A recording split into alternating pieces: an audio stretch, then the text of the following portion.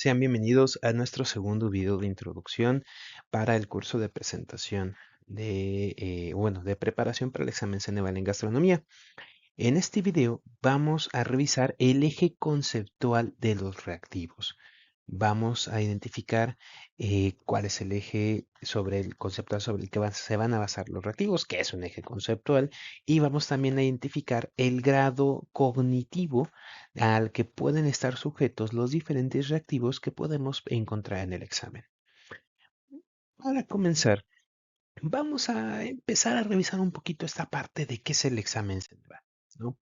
El objetivo principal del Ceneval, Centro Nacional de Evaluación para la Educación Superior, es diseñar y aplicar instrumentos de evaluación para medir los conocimientos, habilidades y competencias adquiridos en diferentes niveles educativos. Pensemos que el Ceneval nos va a ayudar a evaluar qué quizás no que tan bueno, ¿no? Pero si el objetivo, ¿no? Al final de estas universidades o de estos centros de educación superior se ha logrado de forma adecuada, competente. No solo es tener el papelito, sino demostrar que al final todos estos años de estudio han logrado formar profesionales que manejen de manera adecuada todos estos temas, todos los las habilidades y los conocimientos esperados para un egresado de diferentes tipos de carreras o licenciaturas. Estos instrumentos se utilizan para apoyar decisiones de admisión, acreditación y certificación, así como para facilitar o generar el diagnóstico del aprendizaje. Si por ejemplo, de una generación de gastronomía, solamente tenemos un porcentaje de aprobación del 30%, quizás durante el desarrollo de las actividades, la planeación docente o el seguimiento que se les dio a los alumnos, hubo algunas fallas, lo que significaría que la escuela o la universidad que está obteniendo estos resultados, pues tiene que generar la evaluación de todas sus métricas, así como de todas las condiciones en las que se está dando este proceso de enseñanza para mejorar, ¿no? O sea, al final nos ayuda a identificar o a generar este diagnóstico de qué tanto han aprendido los alumnos y sobre todo los futuros profesionistas que se van a dedicar a diferentes áreas del conocimiento humano. Ahora, vamos a definir un poquito qué es este eje conceptual, ¿no? En términos más sencillos o generales, un eje conceptual actúa como un hilo conductor que guía la comprensión y análisis de un tema en específico. Nos permite establecer condiciones entre diferentes ideas y conceptos, facilitando la interpretación y aplicación de la información. Los reactivos que se crean para el examen Ceneval presentan una serie de características que es importante revisar antes de comenzar, que son los tipos de conocimientos a los cuales están dirigidos. Si queremos identificar el eje conceptual de forma más sencilla, piensen en la aplicación del conocimiento que nosotros estamos adquiriendo o incluso cómo lo relacionamos, quizás desde lo particular hasta lo general o al revés, desde lo general hacia lo particular.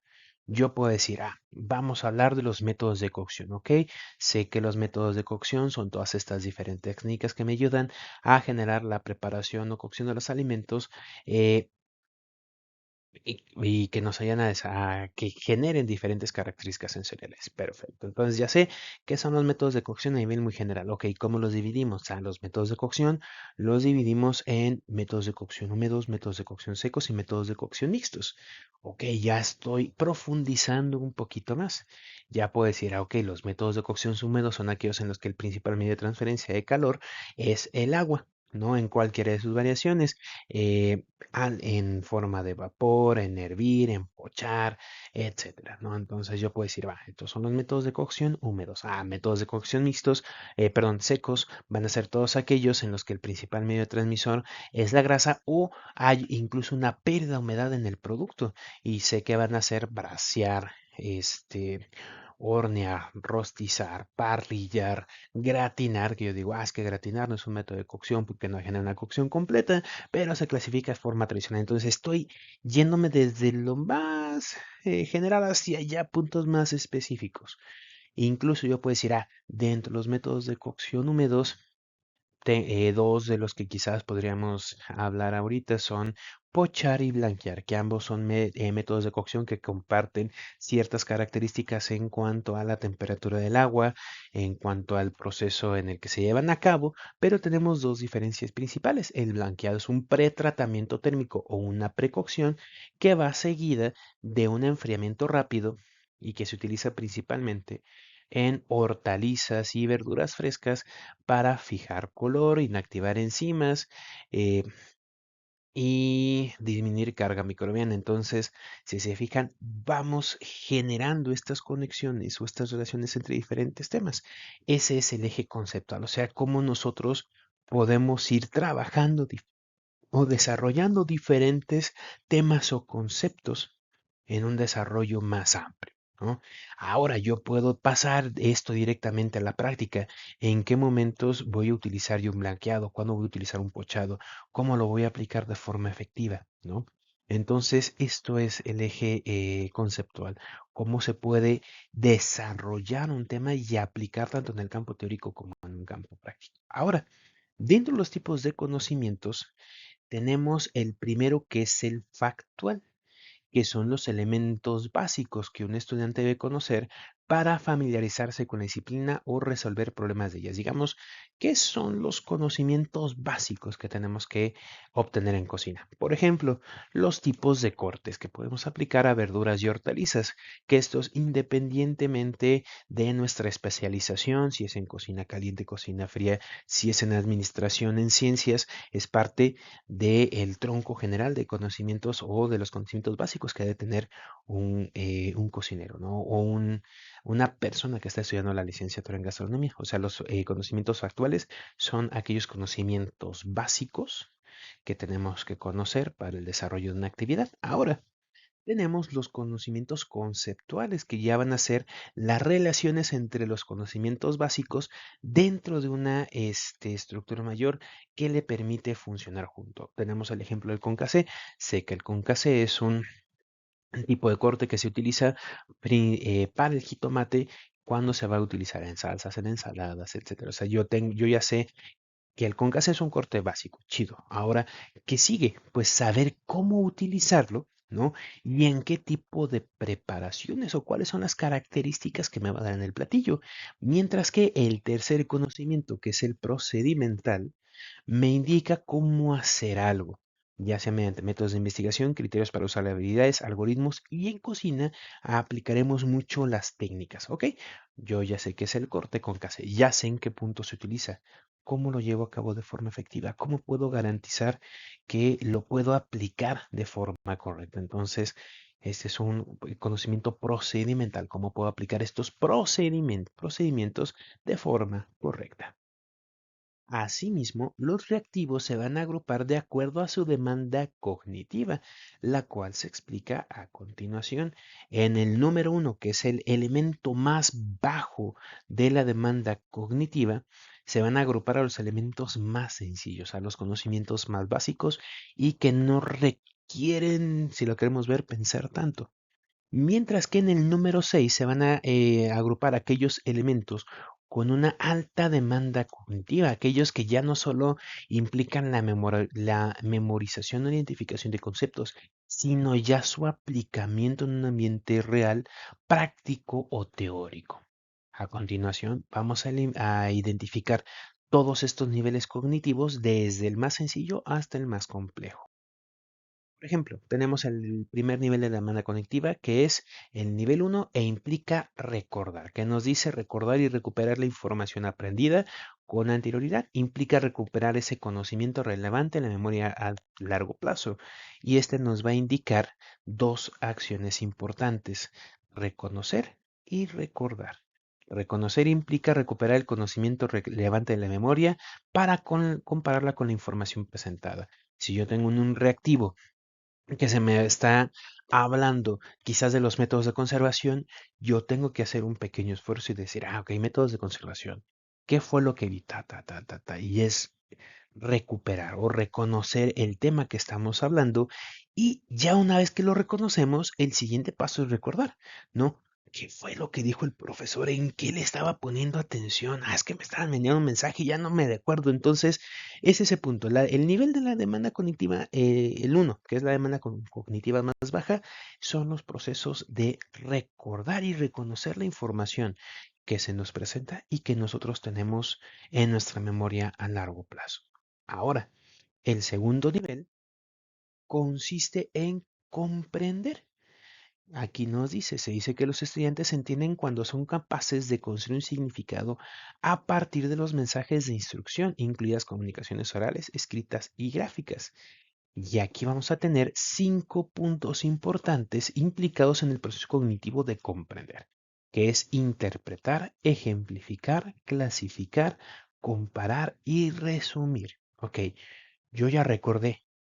Ahora, ¿qué es lo que estoy recordando? ¿Cómo lo voy a pasar hacia el conocimiento que estoy generando en este momento? Ah, ok, entonces cuando estamos interpretando, ocurre cuando somos capaces de convertir esa información de una representación a otra. El profesor me lo presentó en diapositivas, yo lo voy a recordar y lo voy a ligar directamente hacia el conocimiento que se me está presentando. Ejemplificar implica identificar las características definitivas del concepto o principio general y utilizar estas características para seleccionar o construir una respuesta específica.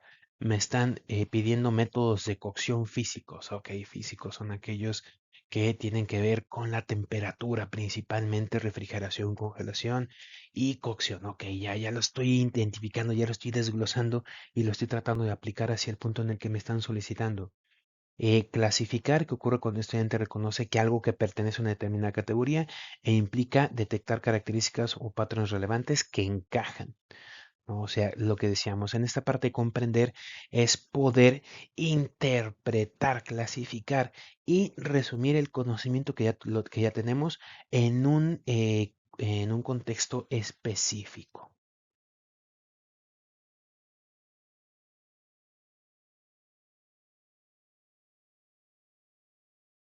Ahora, el nivel 3 de la demanda cognitiva implica aplicar, el cual implica realizar, usar un procedimiento en una situación dada. Y aquí tenemos ejecutar e implementar.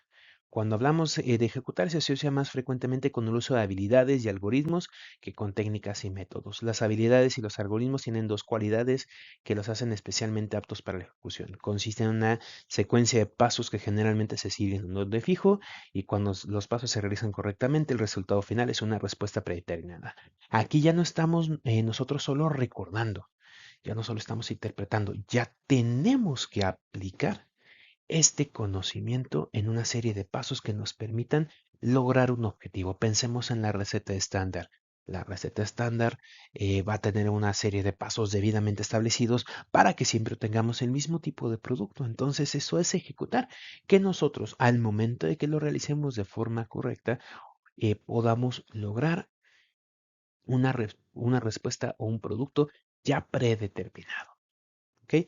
Ahora, en el nivel 4 del proceso cognitivo, se encuentra analizar, que implica segmentar la información en partes y determinar cómo se relacionan entre sí para darle estructura o determinar un propósito general, en el cual vamos a tener que diferenciar, organizar y atribuir. Organizar ocurre cuando nosotros discriminamos la información relevante y la irrelevante.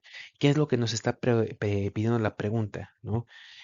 Ok, ¿cuáles son aquellos métodos físicos? Ok, ya tengo métodos físicos que podemos aplicar para la conservación de diferentes tipos de carnes si se trata de productos que están frescos, que se deben de almacenar bajo ciertas condiciones o que se van a utilizar en un método de cocción específico. Ok, entonces ya empiezo a diferenciar.